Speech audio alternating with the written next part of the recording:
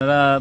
যারা মিডিয়ার বন্ধুরা প্রত্যেককে আমরা ত্রিপুরা টেট টিচার্স ওয়েলফেয়ার অ্যাসোসিয়েশনের তরফ থেকে আন্তরিকভাবে ধন্যবাদ জানাচ্ছি আজকে আপনাদের সঙ্গ পাওয়াতে। আমরা মাননীয় মুখ্যমন্ত্রীর কাছে বরাবরের মতনই আমরা দীর্ঘদিন ধরেই একটা দাবিতে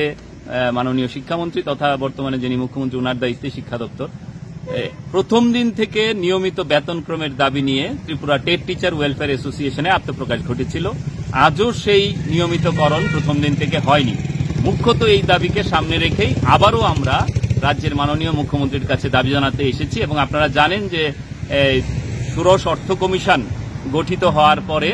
সেন্ট্রালে গঠন করা হয়েছে এবং আগামীকাল ত্রিপুরা রাজ্য সরকারের কাছে শেষ দিন ওয়ার্কিং ডে। সেখানে আমাদেরকে যদি সমস্ত বকেয়া ডিএ থেকে শুরু করে পে কমিশন গঠন থেকে শুরু করে এনামলি যা আছে শিক্ষকদের গ্রেড পে থেকে শুরু করে সমস্ত বঞ্চনার যদি দূরীকরণ রাজ্য সরকার করতে চান তাহলে আগামীকালের মধ্যেই কিছুটা ঘোষণা করা উচিত বলে আমরা মনে করি এবং সেই দাবিকে সামনে রেখেই আজকে আমরা মহাকরণে মাননীয় মুখ্যমন্ত্রীর যিনি প্রাইভেট সেক্রেটারি ওনার কাছে মাননীয় মুখ্যমন্ত্রীর উদ্দেশ্যে এই স্মারকলিপি আমরা তুলে দিয়েছি কিছুক্ষণের আগেই।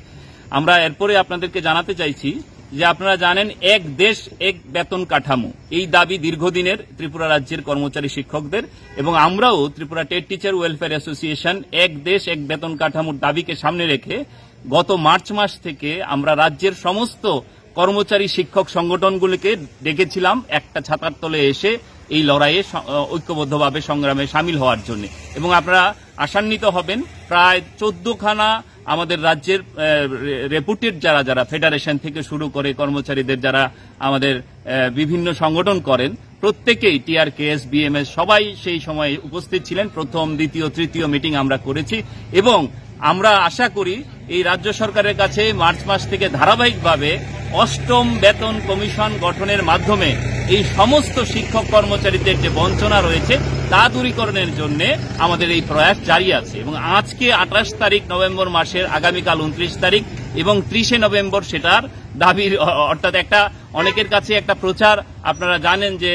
এক মাস 31 অক্টোবর ছিল, এক মাস বাড়িয়ে দিয়েছেন সেন্ট্রাল গভর্নমেন্ট, সেটা 30 নভেম্বরের মধ্যেই আমাদেরকে যদি 22% যে বকেয়া রাজ্যের শিক্ষক কর্মচারীদের ডিএ পাওনা সেটা যদি মিটিয়ে না দেওয়া হয় সেটা কমিটেড এক্সপেন্ডিচারে আসবে না এবং কেন্দ্র সরকার থেকে সেটা পাওয়া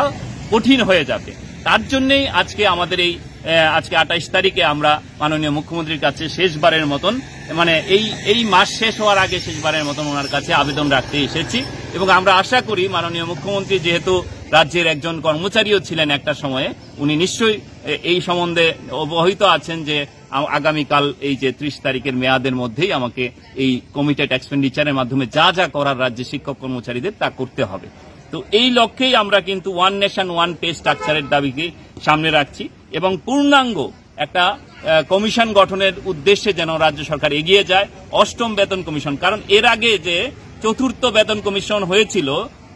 আন্ডার দ্য লিডারশিপ ওই সময় প্রাক্তন যিনি প্রয়াত মুখ্যমন্ত্রী সুধীর রঞ্জন মজুমদার উনি যখন এই বেতন কমিশন গঠন করেছিলেন এবং রাজ্যে দেখা গেছে ভারতবর্ষের মধ্যে একটা সর্ববৃহৎ স্বার্থ সংশ্লিষ্ট বিষয়ে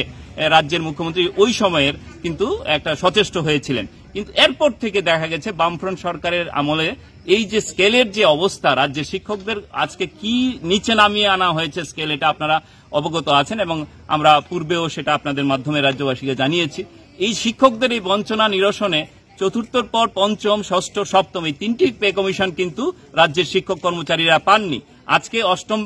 পে কমিশন গঠনের জন্য রাজ্যের সরকারের কাছে আমাদের এই দাবি যে হুবহু যেন অষ্টম বেতন কমিশন গঠন করা হয় এবং এই অ্যানামলিসগুলি অর্থাৎ বৈষম্যগুলি দূরীকরণের মাধ্যমে রাজ্যের শিক্ষক কর্মচারীদের আগামী দিনে সুরাহা করবেন বলে আমরা বিশ্বাস করি ডক্টর প্রফেসর মানিক সাহের কাছে। আমরা রাজ্যের যে আপনারা জানেন কিছুদিন আগে একটা যুগান্তকারী সিদ্ধান্ত নিয়েছেন রাজ্যের মাননীয় মুখ্যমন্ত্রী তথা মন্ত্রিসভা যে অ্যাডহক প্রমোশন যারা হয়েছিল 13,082 জন তাদেরকে রেগুলার করেছেন এবং এটাতে একটা শর্ত আছে যে সুপ্রিম কোর্টে এসএলপি দেওয়া আছে সেখানে যদি আবার কেসটা অন্যরকম হয় তাহলে কিন্তু আবার এই গতিবিধি অন্যরকম হবে রাজ্যের কর্মচারীদের। কিন্তু আমরা তারপরও সাধুবাদ জানাই ধন্যবাদ জানাই রাজ্য সরকারকে একটা বলিষ্ঠ সিদ্ধান্ত নেওয়ার জন্য সময় উপযোগী সিদ্ধান্ত। 2016 সাল থেকে ডিসেম্বরের 14 তারিখ টেট টিচাররা রাজ্যে শিক্ষকতা এসেছেন। ওই দিন থেকে আমাদের দাবি ছিল প্রথম দিন থেকে যেন আমাদের নিয়মিত বেতনক্রম দেওয়া হয়, কিন্তু দুর্ভাগ্যের হলো সত্যি ওই সময়কার যিনি প্রাক্তন মুখ্যমন্ত্রী সম্মানিত আমাদের মানিক সরকার মহোদয় উনি কিন্তু আমাদেরকে ফিক্সড পে দিয়েছেন, যেটা ভারতে কোথাও নেই। আজকে বামপন্থী ফ্রন্ট সরকার কেরালাতে বলুন, আর আমাদের যারা ডানপন্থী ফ্রন্ট সরকারগুলি আছে পশ্চিমবঙ্গ বলুন আর উত্তরপ্রদেশ বলুন, কোথাও টেট টিচাররা 5 বছরের ফিক্সড পে পদ্ধতির মাধ্যমে আনা হয় না, কিন্তু ত্রিপুরাতে করা হয়েছে। আজকে দুর্ভাগ্যের হলো সত্যি 8 বছর হয়ে গেল, কিন্তু আজ পর্যন্ত সেই ফিক্সড পে তুলে দেওয়ার কোনো সিদ্ধান্ত বর্তমান সরকারও করেননি। এটা আমরা মর্মাহত, এবং আমরা আজকের দাবিতেও ওনার কাছে এই জিনিসটা বোঝানোর চেষ্টা করছি যে শিক্ষকরা যেহেতু জাতির মেরুদণ্ড, এখানে আপনাকে মানসিক এবং শারীরিকভাবে যেন শিক্ষকরা সক্ষম থাকে, তার জন্য তাকে ন্যূনতম বেতন না দিয়ে একটা মর্যাদাপূর্ণ বেতন আপনারা দেবেন, যার ফলে একটা শিক্ষক যখন গন্ডাছড়ায় গিয়ে চাকরি করেন সেখানে ঘর ভাড়া থেকে শুরু করে রাজ্যের প্রত্যেক দিন দেখবেন বিভিন্ন শিক্ষকরা তার দুর্বিষহ অবস্থার কথা আপনাদের সামাজিক মাধ্যমগুলিতেও লিখছে। এই অবস্থা থেকে দূরীকরণের জন্য মাননীয় মুখ্যমন্ত্রীর কাছে আমাদের আবারও আবেদন, আপনি অচিরেই এই ফিক্সড পে প্রথা বন্ধ করবেন। রাজ্যে এটা একটা অভিশপ্ত সময় গেছে, যারা এই ফিক্সড পের মধ্যে আছেন তারাই বুঝতে পারেন, এবং তার জন্যই আজকে আমাদের এই আবেদনের মধ্যে স্মারকলিপির মধ্যে আমরা মুখ্যমন্ত্রীর কাছে সেই দাবি তুলে দিয়েছি। আপনারা জানেন ভারতবর্ষের বিভিন্ন রাজ্যে গ্রেড পে, শিক্ষকদের যে গ্রেড পে আছে বা কর্মচারীদের, সেখানে ত্রিপুরাতে গ্রেড পে অনেক নিচে নামানো হয়েছে। আমাদের এখানে গ্রেড পে গ্রাজুয়েট টিচারদের 28,800 টাকা, কিন্তু ভারতবর্ষের অন্যান্য জায়গায় 4,600 টাকা। এই যে ডিফারেন্সটা, এটা একমাত্রই এই যে কমিশন হবে, কমিশন করলে পরে সেই ডিফারেন্সটা ঘোচানো যায়, এবং যে অর্থ কমিশন বসানো হয়, এবারে আবার অর্থ কমিশন বসবে, আবার যদি এখন না করা হয় আবার 5 বছর রাজ্যের কর্মচারী শিক্ষকরা বঞ্চিত হবেন। আমরা এই বঞ্চনা চাই না। আপনারা এর মধ্যে এই কমিশন বসিয়ে আমাদের এই গ্রেড পে ডিফারেন্সগুলি দূর করুন। ভারতবর্ষের সঙ্গে এক তালে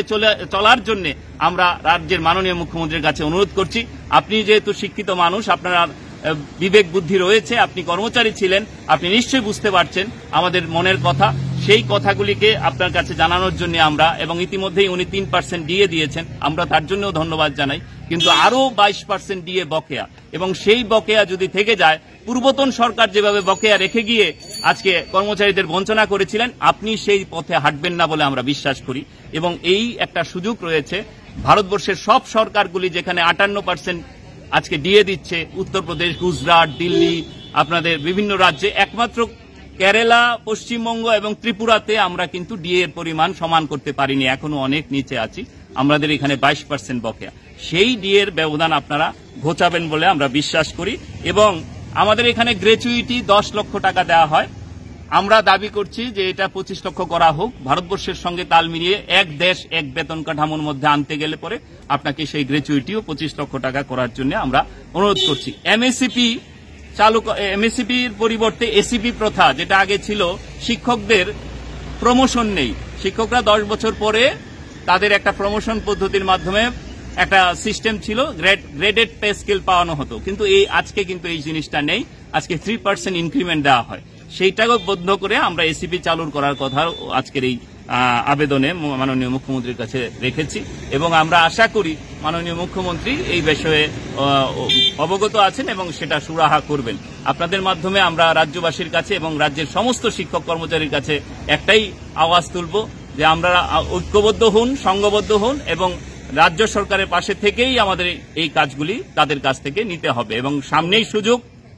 এই যে সর্বশিক্ষার যারা শিক্ষক কর্মচারীরা সুপ্রিম কোর্টে তাদের এসএলপি আছে কেস, তো দেখলাম কি এখানে দুটো কেসই দেখলেন আপনারা, যে একটা এসএলপি চলছে, সেখানে সুপ্রিম কোর্টে বিচারাধীন সর্বশিক্ষার কেস। আমরা যখনই রাজ্যের